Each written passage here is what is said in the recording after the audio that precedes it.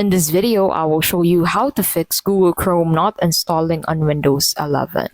But before we get started with the video, please don't forget to check out the links in the description for bonuses and resources we share with our viewers.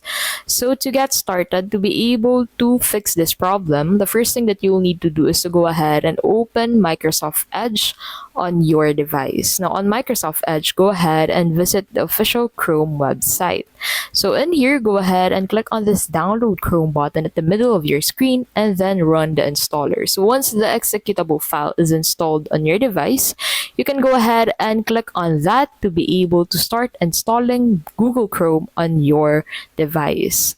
And that is how you can basically fix Google Chrome not installing on Windows 11. If this video was helpful, please don't forget to give this video a like, subscribe to the channel, and don't forget to check out the links in the description for bonuses and resources we share with our viewers.